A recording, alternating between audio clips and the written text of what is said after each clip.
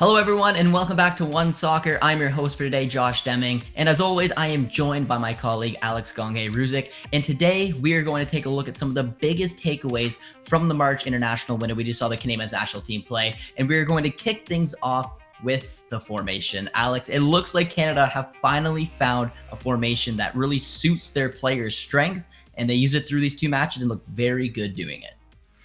Yeah, it's been a bit of a question mark for Canada, I guess, in the last few years. What do you play? It's a very dual-pronged question because it's what do you play to play your best soccer, of course. That's a big one. But also, how do you maximize your players? How do you get your most informed, best players out on the pitch? And it's been tough because for Canada, a lot of their best players have been out wide. So it ends up being a little wide heavy, end up playing fullbacks and center back and wing backs on the wing and all this stuff just to get some of your best players on. But I think now with Canada, they tried out a 3-5-2 this window formation they've used in the past, and I don't know, every time they use it they've always looked good. In this window they looked fantastic in it, and I think that's going to be a huge game changer because it both maximizes their strengths, which is still a strong wide play. You still got that in this formation. It's the fact that they have two very good forwards. They have some good technically gifted midfielders that need to get on the field and can control the game.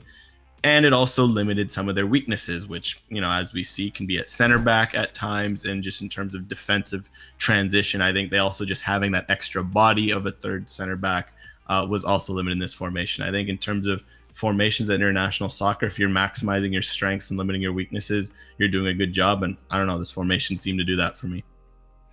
Yeah, I mean, it's no surprise we've seen Canada play in that 3-5-2, but to me, it felt a little different. And a lot of times when we theorize around trying to put together a starting 11, obviously it's difficult because the first match you saw Alistair Johnston and Tajon Buchanan not start. The next match, Johnston was back, but then Vittoria was out. You had to leave Larin on the bench. Like, it is very hard to put these pieces together, but I kind of really like the idea to go around, obviously, your star man. And now when it comes to playing around Alphonso Davies, we know that it can be difficult to do. We've seen him play at striker, on the wings, in the middle. I like him best as a left wing back, and I'm curious to see what you think around that as well, because I didn't even mention Samuel Adekubi, who unfortunately was one of the odd mans out for both matches because they played this 3-5-2, and we saw Davies play in my opinion, his best position. He plays it for Bayern. He's playing some of the best football. Again, I think both of our opinions that we've ever seen him play. So we get to see him in that system, and he really stuck to it. It's not like we really saw him as much, in my opinion, drift in, but he played the wing-back role like we wanted him to, very involved in the attack, tracking back. And then we saw from the other side as well. I think Richie put in a really good shift, and Buchanan, but how key do you think it is for Canada going forward in this system with Davies sticking at the left wing-back position? I think that's the biggest reason for this because when I mentioned maximizing your strengths, what's one of your strengths? You happen to have the best player in Concacaf and one of the best in the world. Well, you got to get the most out of him, and so far it seems to be wingback is the way to do that, just so you can get that attack. Like, you want the attacking talent to shine through. He's a very electric player. He's got the flair. He can shoot the ball. He's got the crossing, but he's also a very good player defensively, and it's something where just when he has that freedom of wingback too, there's so many elements to it. He's involved defensively. Space finds him a bit more because when you're on the wing, you're more holding the touchline and going up against a fullback, which can isolate space, where someone like Davies, he's a speedster who really winds through the gears when he's making those deeper runs. He can get that top speed and really just burn past defenders the way he did. I love this position for all of those reasons for Alphonso Davies. So the fact they're getting the most out of him is probably the best reason why this formation works. And I was lucky enough to sit pitch side for this match, and I just kept an eye when Davies makes it look so easy. The way he skips by players when he's in the areas he wants to be in. And yeah, I absolutely love him there. I hope they continue with this because it works out well. But moving on to another takeaway, and I think this is a massive one. It's one that Alex has been tweeting about like crazy, and it's that three-man midfield. And I think a big catalyst of it was Koné, who in my opinion probably had not a breakout in a way, but kind of a breakout in a way, considering that we know who he is, but now he really made sure that he put his stamp that I'm in the starting 11 pretty much every single match going forward. What did you take from Koné this window in this new three-man midfield with Eustáquio and Osorio?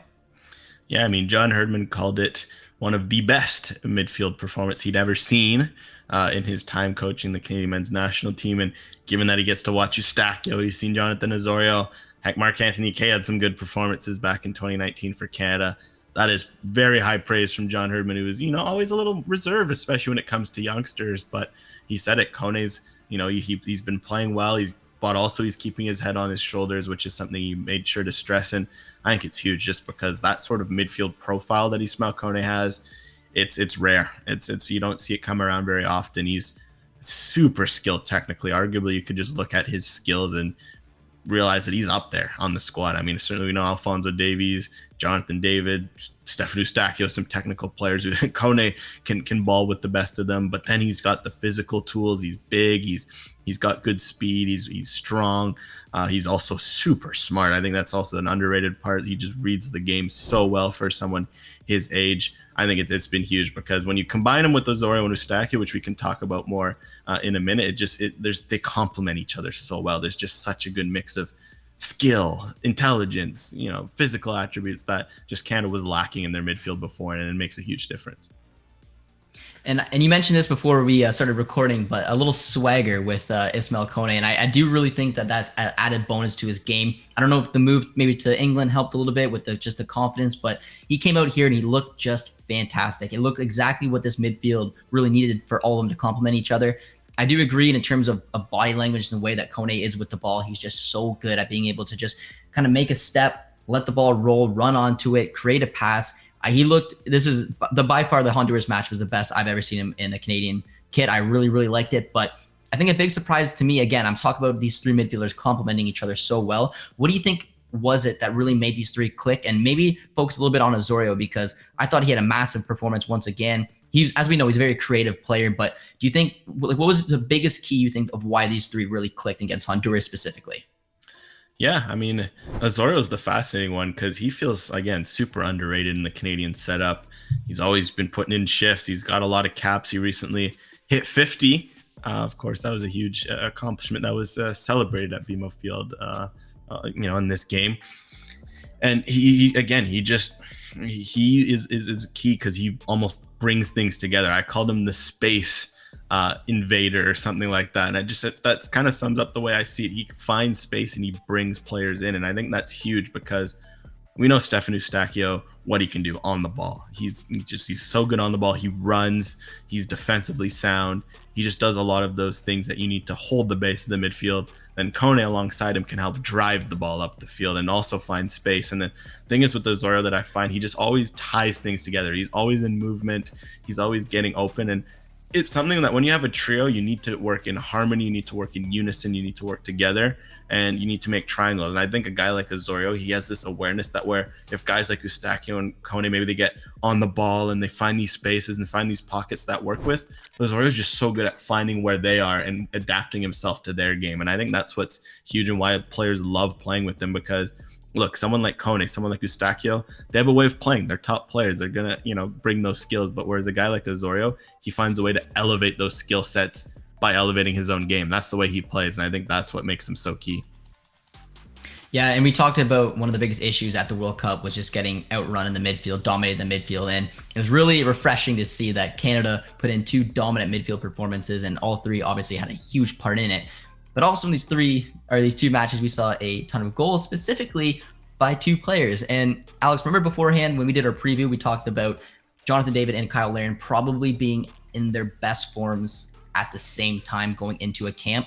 And we were wondering, well, now it's time to see if that will kind of move over to being able to play together, because obviously they play in different systems at club level, and if they're able to basically score goals. And I think it's fair to say that they did. 6 goals were scored, 5 were from those two, 3 from Larin, 2 from David, and of course a missed penalty as well, unfortunately, for Larin in the hat trick. So what worked for this window? What made things click this way? Because we've seen them play well at times before, but these two I thought read each other very well.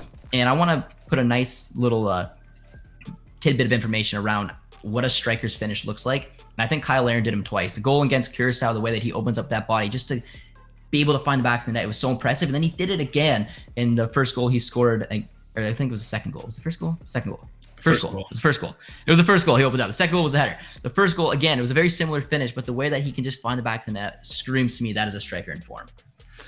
Yeah, I mean, it's great because it just feels like not only are they in great form, but they're also just continuing to evolve their partnership, because there was a time where Kyle Larin and Jonathan David have been scoring goals for Canada for a while. I mean, you don't get to 28 goals, which where Kyle Larin is, and Jonathan David gets to 24 without, being in form for Canada. That hasn't been an issue.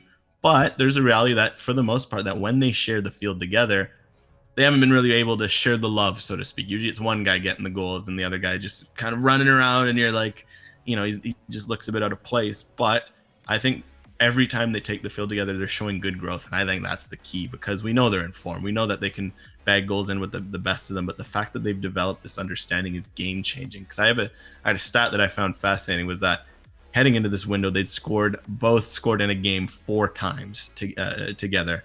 So 2 of those were, at the beginning of John Herdman's tenure. They'd played, like U.S. Virgin Islands and, Dominica. Okay, of course, of course they're scoring. For the most part, though, during qualifiers, it was always one or the other. And I think it's fascinating that recently that's changed. Against Qatar in the lead up to the World Cup, they both scored in a 2-0 win. Now in this camp, they both scored in a pair of wins. That's huge, because their record when they both score in the same game, Canada hasn't lost or drawn a game. When you get your 2 strikers going, that's huge. And I just love how they're complementing each other. Larin's just making those off the shoulder runs, being that, threat, one touch fox in the box and physical presence that he can be. And then David's he's freelance and he's finding the space. He's dropping deep, but then also making things happen in the box. I think they've found a way to complement each other's best skills, and the fact that they're scoring goals, helping Canada win, huge. Yeah, and you love to see it. Like I said, both of them are in incredible form. I mean, David is at the top of the table with Mbappe in terms of goals in Ligue 1. Kyle Larin is scoring for fun since he's basically went to Spain, completely turned his season around. And then to see them both come together like this and continue to score raises the question. And I put it on Twitter. The U.S. fans didn't agree, but after that, I think it's wild that Canada have the 2 best players, Davies, David, and then the 2 best strikers, and David and Larin. So, I think that's fair. I think they've proved that right now. But going from the top of the pitch in the strikers to the other side, we're going to go on the center backs now, Alex, for another big takeaway. And this was a really intriguing one for me, kind of taking a look at where that maybe the center backs are going to go and the depth that we have. And I think this window really showed that we actually do have some decent center back depth. Derek Cornelius is a center back that you and I were big fans of, and we're kind of waiting for that opportunity for him to get a real good look with the national team. Played both matches, played very well. We saw Scott Kennedy in a different role as well. I thought he looked really good. We'll get into that.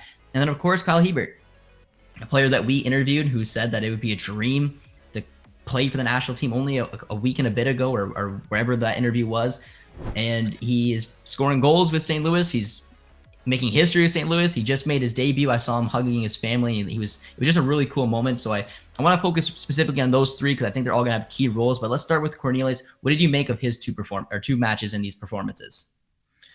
Yeah, I think Cornelius, this was huge for him just because he's been the odd man out. He's been making a lot of camps. He's been playing well at club level.